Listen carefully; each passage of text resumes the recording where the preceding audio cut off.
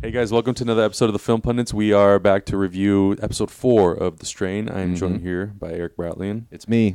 It's you. How you doing? Pretty good. Yeah, ready to review this episode of The Strain. So what we're going to do is we're going to start up by just giving general thoughts on the show or the episode itself.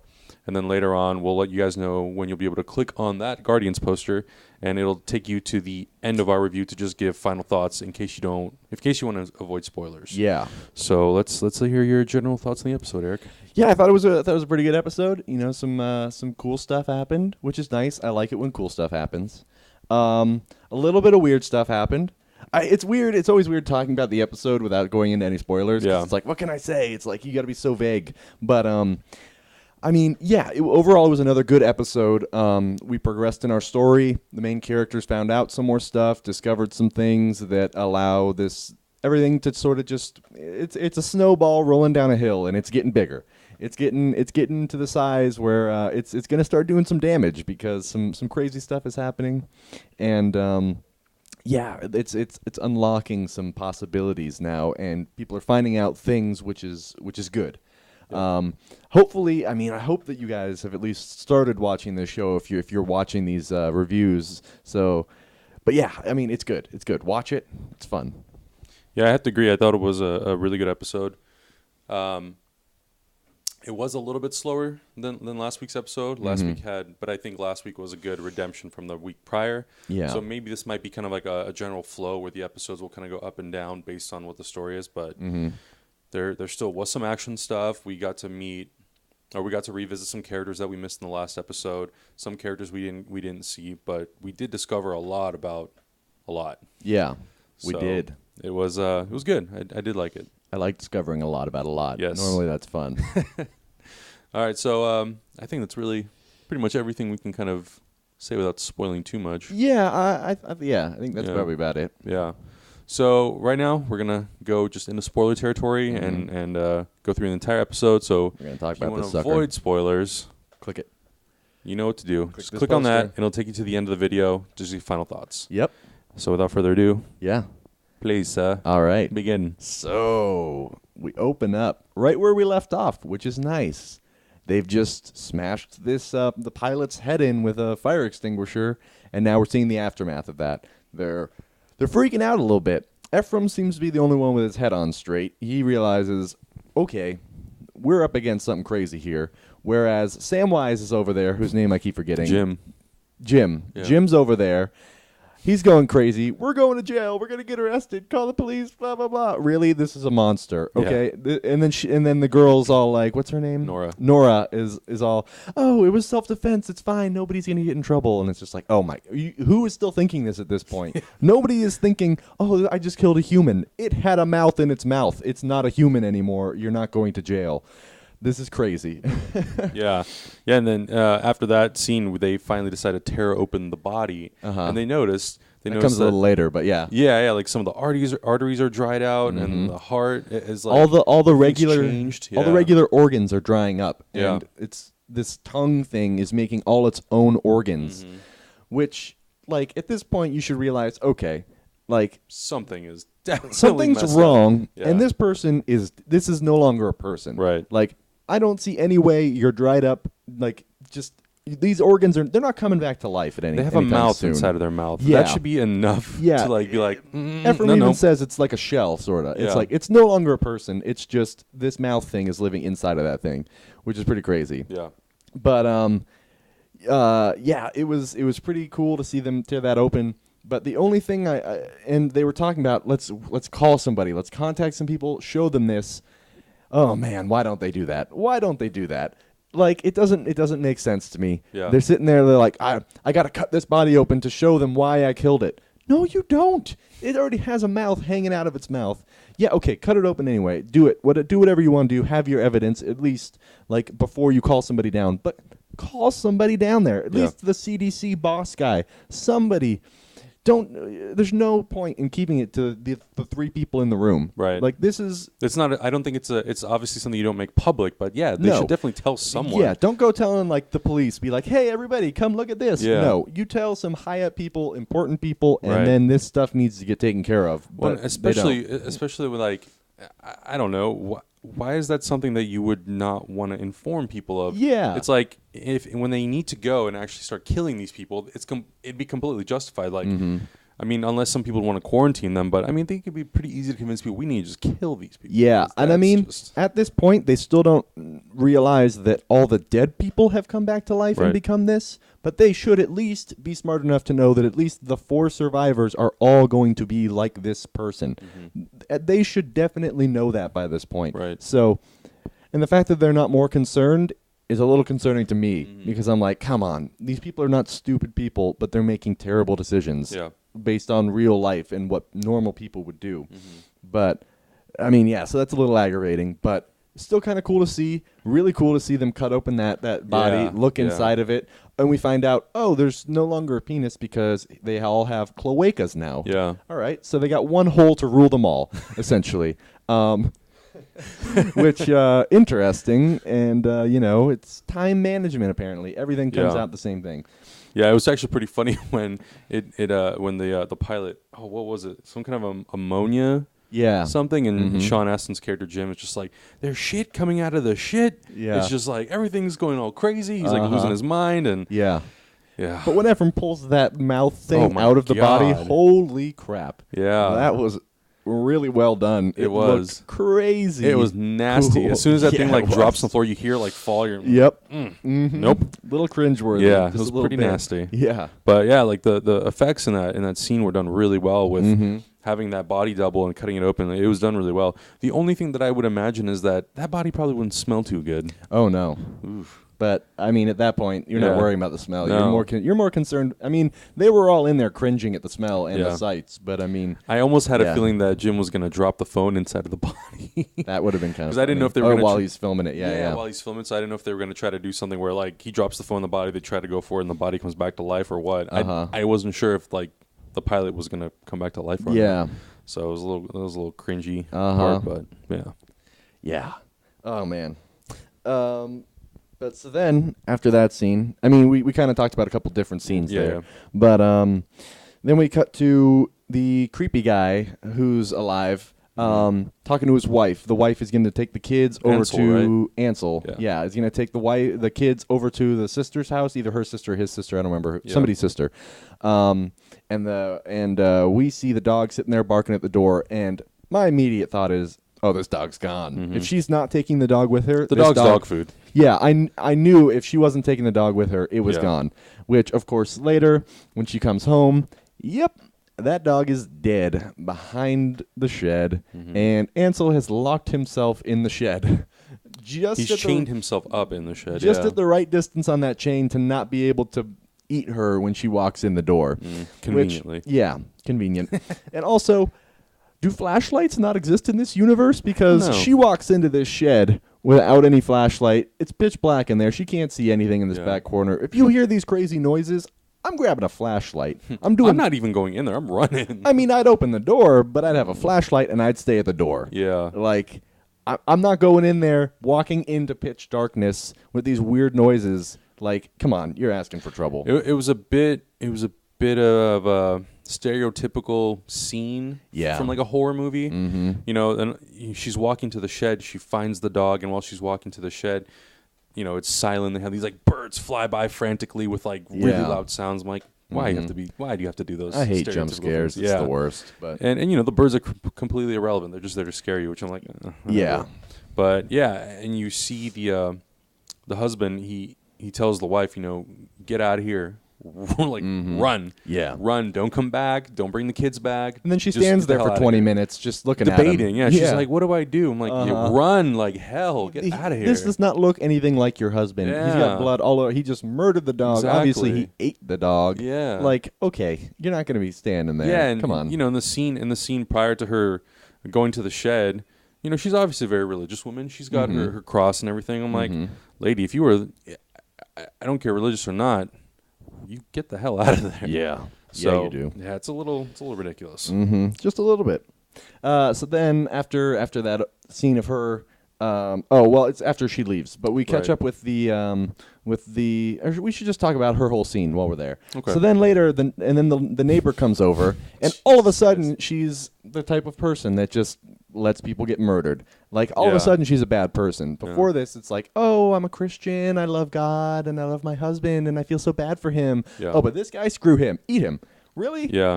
It's a bit of a quick turn. Yeah, and then the neighbor comes over because the dog keeps barking in the shed. Yeah.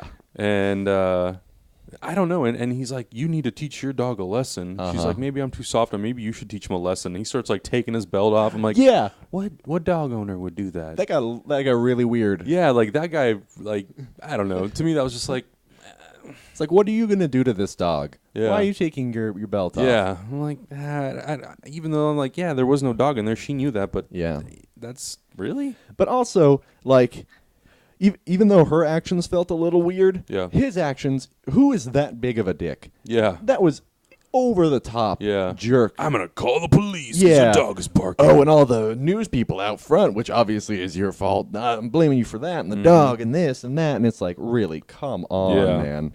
It's just a little, sometimes the writing in the show just feels a little too forced. Really forced. Yeah. Like, and it's way too stereotypical. Like, it doesn't feel real, and it's a little annoying. I mean, the show's still fun, but sometimes there's just those moments where I'm just like, come on. Yeah. Come on. Yeah. Nobody's going to do which that. I could have done without. I don't really think that she needs to, feed fuel to the fire. Mm-hmm. But, they did it, and it's interesting to see where that character is going to go and how that relationship is going to work, or if they're just two characters are going to get killed off immediately. Yeah. Well, I don't know. It seems like she's probably going to try to hide the fact that her husband's in there, and she's going to do whatever it takes, and anybody that pisses her off is just going to be like, hey, let me show you something back in the shed. Yeah. So I don't know what's going to happen, but yeah, so that might be interesting, and that's what we see with those two for this episode. Yeah. Then we go to the Mexican gentleman, whose name I don't remember. One thing I do notice about this show is very bad at using people's names. Yeah. I feel like. You never really hear anyone say the names except for the three main characters. Yeah, Ephraim, so it's like Jim, and what's her name, Katie, and Nora. I already forgot what. See, Nora. So it's like I feel like it's so hard to keep up with the characters because you don't know who their names are. Mm-hmm. But yeah, in my show notes I have here, it's just creepy guy and that one girl and Ephraim. I have F. I don't even know how to spell Ephraim, so it's just EFF because it's like I'm not even gonna bother. But it's like, and then Jim, I just keep putting Samwise because it's like, I can remember Samwise. Exactly. I can't remember Jim. But now I might remember that. But yeah, so it's like, that is one thing I noticed too, is that it's like, I don't know any of these characters' names. Yeah. But they're easy to forget. But they're so like, there's such a character, they're such their own thing, that just describing them instantly you know who you're talking about. Right. So it's almost like we don't need to worry about their names so much as what and who they are and what they do, which is how we kind of define these people. Yeah. But, so then we names move aside. We move on to the Mexican gentleman who's waking up with a gun just sitting on his nightstand, which I'm like, okay, you're living with your mother and your brother, but they live in Harlem. Yeah, okay. I mean, yeah, but then he puts it in the drawer. It's like, keep it in the drawer or something. Like, if you don't want your mom thinking you're this, like, gangbanger dude going out doing all this stuff, you're not going to keep a gun on your dresser where obviously your mother can walk in to wake you up in the morning, which seems like something that mother would do. But it's like, that was a little weird. But, I mean, not a big deal thing. But so then he does that. Then he goes out to see his big buddy out in the kitchen cooking some breakfast for him. How come you don't cook me breakfast? Why can't you be that guy? Why would I do that? Why can't you be that friend? I don't have a key to your apartment. Apparently That's that guy had a key to his. That's a little weird. Yeah, well, whatever. So then we see that guy in there cooking some eggs and whatever he's doing. We see the brother on the couch sitting there looking like he's coming down from a heroin overdose or something. Like he's on crack. And my first thought is, ooh, is this guy infected? Did he get bit? Is he going to turn into a vampire? That would be exciting. Yeah. But then later on we find he didn't give the rent to the landlord, and so then it kind of leads me to think more, okay, he's spending it on drugs. He's on drugs. That's why he's doing these things. He's not necessarily infected. Right. I would still think it was cool if he was infected. Maybe he's doing heroin and the needle he used was used on a person that had the vampire stuff. I don't know. Maybe he's going to get it that way. That could be interesting. But whatever. The brother doesn't do anything all that important other than not give the rent to the landlord. Yeah. He's really there to just like be there. Yeah, he doesn't do anything in this episode. Yep. But so then we see the friend of the Mexican gentleman come up with this idea. Oh, I found out about this guy. He'll pay $1,000 for a car. You bring him a car. And And so it's like, okay, cool. He's going to be back into doing bad stuff, even though he was saying he wasn't going to. He seems like he doesn't want to, and he seems like a decent guy, but whatever. He's got to make money. And then the landlord shows up looking for his rent, being real mean to this guy's mother. And we find out, okay, this guy does not take crap from anybody that tries to give him or anybody in his family crap. So he sort of just shoos the guy away, gives him his money. And reminds him to take the trash out for them. Which was very kind of him, you know. So we just see, okay, this guy... He's definitely got some intimidation power. He knows what he wants, and he's not afraid to go for it. So we're getting an idea of this guy's character. Yeah. It's like, even though we know he's a good guy, because later on he goes returns that clock to the older gentleman. It's like, okay, cool. This guy, he's got a heart. He realizes what's right and wrong for the most part, even though he steals a car. We're getting some real mixed signals from this guy, but for the most part, we get he does what he needs to do. With confidence, but also is still a good person beneath that, which is he's a character of circumstance. It's like, it's his surroundings that kind of put him in these bad positions, and he has to make decisions to get through it. But and then later we see him go and steal this Mercedes in this real, gone in 60 seconds sort of way. They come up with such a great plan. The big guy goes and sits on the car to set the alarm off while he goes up and grabs the key off of the little kiosk. Distracting the parking attendant. Yeah. It's like, why didn't they think of that and gone in 60 seconds? You know, it's such an easy way to steal a car. Exactly. And that Mercedes is probably worth like $60,000, and they're going to get $1,000 for it. Why not? Because, I love stealing expensive cars and then getting nothing for it. Exactly. It doesn't seem like nearly enough pay for what they're going through. But whatever. So then they bring the car over to the guy, and we see, this guy, he's mean. He doesn't want to pay them the $1,000. He's going to give them $400. And this big friend of his is like, yeah, sure, we'll take $400. And I'm sitting there like, no. Are you kidding me? Yeah. You are like the biggest vagina. Man up, dude. You're the worst businessman and ever. You even just told, no, I don't think he told the other guy, but he had a gun on him. It's like, dude, you need to, you're not going to take $400 for this car. It's like, yeah, you didn't put a ton of effort into stealing it necessarily, but still. But it's $400 for that car. For like a car that's like 50 times that much. Yeah, it's pretty ridiculous. And it's like, okay, that we see that guy's not doing anything for the story. He's probably going to die pretty soon. Who cares? I thought he was going to get shot, to be honest with you. Possibly, yeah. But it's like, yeah, that guy's not helping anything along. But we also find out again, this main dude, he's not taking crap from anybody. Yeah. I mean, he still leaves with 200 less because he's like, you get 800, you'll get $1,000 the next time you bring me one. It's like, okay, that's kind of understandable. A new deal, you're not necessarily going to pay somebody the full price, whatever. I kind of get that. So he accepts that, and he takes it, and he goes on his way. So it's like, it's interesting to see that, and we find out a little bit more about him. And then we cut back to Ephraim and Jim and all of them. They're in at the body. And Jim finally comes clean about what he did, about how he let that body through, about how he's saying, I'm dead broke, you guys. And then what's-her-name says, well, what does that have to do with you letting the box through? And he goes and kind of explains it all, but does it in a really terrible way. But still in a way where it kind of makes sense. But even I'm left feeling like, all right, yeah, you kind of are a little bit of a jerk for doing this to him. And then Ephraim punches him in the face and all of a sudden wants nothing to do with him. Yeah, which that's not going to last very long. He's going to come back into the story. He's going to be back. It's Sean Astin, first of all. Yeah, you're not going to just write a character like that off. Yeah, exactly. An actor like that off. Yeah.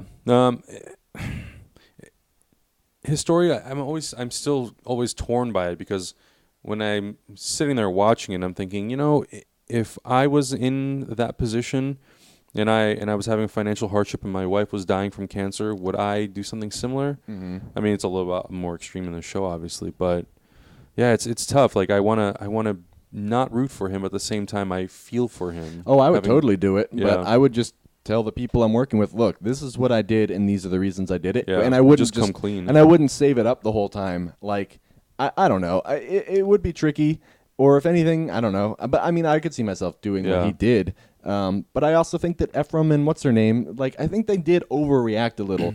But, I mean, judging by the fact they just found this crazy guy that tried to murder them. They just cut this guy open. They found this weird stuff inside of him. They're kind of on edge. And so I kind of understand. It's like, okay, all this stuff just happened, and then you find out your friend kind of double-crossed you. All right, I kind of get the immediate blow-up on him. But I definitely agree that I think it's going to be fine in the end. Yeah. He's going to come back. They're going to forgive him. They're going to understand. He probably is going to have some good insight. They're going to want to know who the creepy German guy is that he was talking about, because they should know by now that's going to be important. Right. But yeah, so that's, that progresses the story a little further. Yeah. And so then we catch up with the older gentleman who's dying. He hires a hacker. Was it Eldrick? Is that his name? I have no idea. No clue.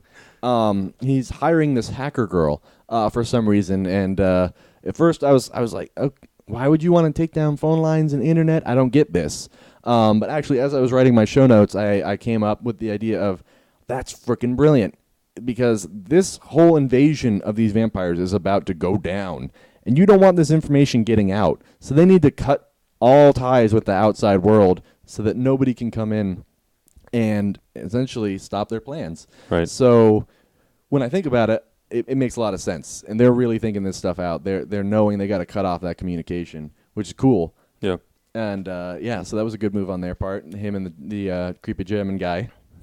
Yeah, you find out just a little bit more about kind of what their potential plan is. Yeah. To unleash or just open the floodgates to all this vampire invasion, which could get really, really crazy. It's gonna be getting crazy. Yeah. Because we know these vampires have been out killing people. Yeah. Well, that comes a little later.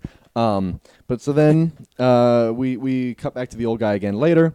He is meeting with a Secretary Pearson, whose name I only know because I wrote it down right as I heard them say it. But she comes in, and he describes, what happened to these bodies. There was this cover-up, this biological chemical agent that somehow was released onto the plane, and it killed all these people. And so it was the military that came in and took all these bodies.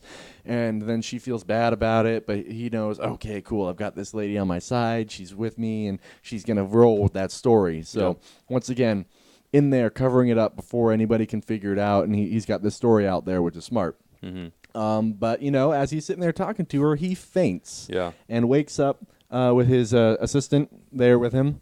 And we find out, okay, liver. He's getting a new liver. Right. But he's talking to them saying, this isn't supposed to happen. I was supposed to be getting help from these people. So it's like, okay, what's going on? He's supposed to be probably a vampire or something by now, to be alive still, but it's not happening. And so that's going to create some drama there with him not getting what he needs from these people. Yeah. He's hoping he's going to survive getting this liver, you said? Yeah, I had kidney. I wasn't. It was either... Pretty sure it was a liver. Probably a liver. But so he needs that, and hopefully that's going to make him live long enough to get the vampire abilities from the crazy big vampire dude who we still haven't seen since like the second episode. Yeah. So I'd like to know what that guy's up to. Mm-hmm. And I'm curious to see like what deal that this guy has with the vampires, because he's clearly not a vampire yet. Yeah, he's old and obviously dying. Yeah. So I don't know. I think I may have mentioned this before. He may have been a character who helped them back in World War II. Yeah. And maybe it's some kind of debt that they owe him. And maybe the deal was that once he got to a point in his life where his body wouldn't sustain anymore, then they would come back and transform him so he could live forever, or however long he live. I don't know. But yes, it was good to catch up with that character again. But that part of the story to me is like the slowest part of the show. It's like you only get a little bit of exposition, and you only get little clues and little like hints of what potentially could happen, but I feel like I know nothing about those characters other than that one of them's a vampire and one of them's dying. So I hope they start to kind of explain more of those characters, what their purpose is in the story. And that main vampire, we haven't seen him in like 3 weeks. Let's where is he? I want to see him, because that's the character I'm interested in. I mean, he seems like he does talk, so we know he can talk. He's like a person, kind of. He's a vampire dude, whatever. He's a something. So I want to find out more about him. Is he just chilling in that garage? Just, I don't know. He hangs out in a coffin filled with soil, I guess. Yeah, fun. Who knows? Oh man. And I'm also, the other thing is, every time the main German vampire walks into that room, he's always hitting those blinds. Yeah. So direct sunlight must definitely affect them. Yeah, which I'm curious to see how that's going to work once we see one of them in the light. Yeah. Which I want to know, how did... no, creepy guy could have gotten out there at night before his wife got back, because she left. Yeah. She came back like the next day. So Right. I was going to say, how do you get out there during the day? But yeah, okay. Yeah. Especially now that they've like established that the entire city, it's in the winter, so it snows. So there's a lot of cloud coverage, so you don't get a lot of direct sunlight. Yeah. So, we'll see. Yeah. So then, Ephraim finally goes back to the French guy's house to figure out what happened to him. Finally, it's like, geez, come on, you should have looked around the first time, but whatever. And then they walk downstairs once again without a flashlight while there's Knick Knack Paddywhack playing. Good God, really? Creepy little kid music. And no weapon. No weapon, no nothing, no flashlight into a pitch black freaking basement with a little girl standing in a corner facing away from you. Who's clearly covered in blood with her hair half fallen out. I'm Yep. like, you know what's going to happen At here. this point, come on, people. You deserve to be. This is another thing where I'm like, flashlights. Yeah. Just get a flashlight. There's no light down there. You need light. Stop it. There's too much creepy stuff going on for you to not illuminate what you're going into. Right. But so then they walk in. The little girl turns around, covered in blood, and they both freak out and stand there. And then, luckily, the she starts to attack them first. Well, yeah, she shoots her mouth out like once at him, or maybe another time. That still gets me. It does. It's pretty neat. But then the old Jewish gentleman, Abraham. Okay, I should remember his name too. And then Abraham shows up just in time. Obi-Wan Kenobi over here. to slice her head off. Yeah. And I'm like, finally, Yes. somebody who isn't an idiot in this world. Do what you need to do when you see a bloody-mouthed little girl standing in front of you attacking you. You don't just stand there and scream and back away. You do something. Like, come on. Come on, people. And so then, what's her name? I forgot her name again. Nora. Nora freaks out, and the old man's like, he'll be right behind her. Watch out. As he walks up right behind them, and they just stand there. Yeah. And even after he says, he's right behind you, move, it takes them, oh my God. These people are not paying any attention to what's going on around them. They seem totally useless. But then again, they're CDC members. They're not trained police officers. Right. They're not necessarily trained to be dealing with the things they're dealing with. But I'd still like to think common sense would come into play a little bit more than it seems to. I see someone standing behind me who looks dead they with the didn't mouth see coming out of him. their mouth. Oh, I'd yeah. run. Yeah. I'd duck or something. Oh, man. Yeah. But then Abraham cuts his head off as well. Slices his tongue off first. Right. And it seems to burn him because it's silver. So, yeah, that was fun. And then slices that guy's head off, says, watch out for the worms, which we don't see. So I guess we're just supposed to assume they're down there. Whatever. Yeah. They're always down there. And then I forgot her name again. I should write it down. Nora. And then Nora. See, I don't care about these characters. The names don't matter to me.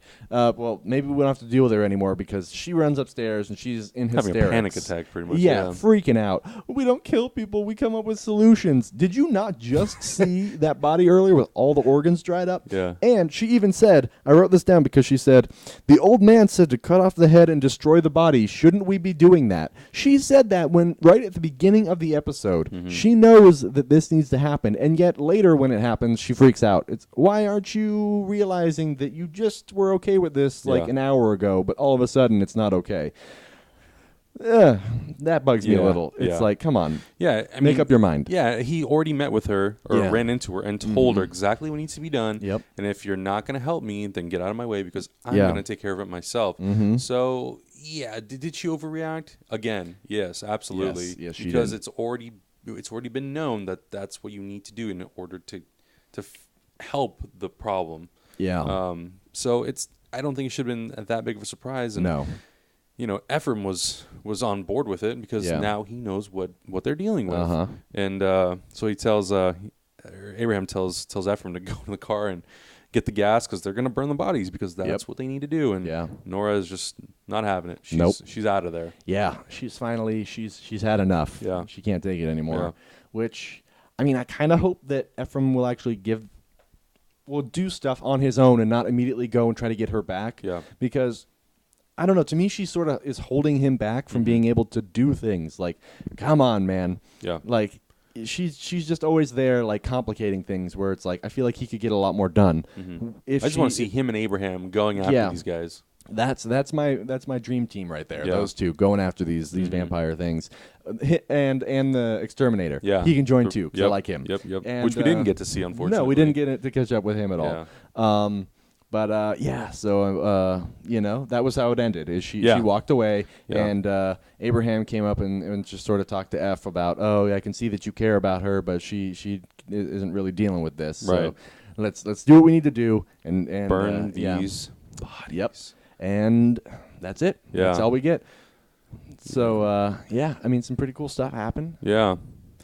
So overall, I think going back, kind of summing up everything, it was definitely a really good episode. We did finally get to see some action, even though it was minimal. Yeah. It was a nice way to just pick up where the last episode ended and to get to learn exactly how these vampires function and what is happening to their bodies, which that scene in the operating table where he pulls that tongue out, or the mouth out, is just still nasty, still gross. It was a good way to kind of explore more of those supporting characters, like Ansel and his wife.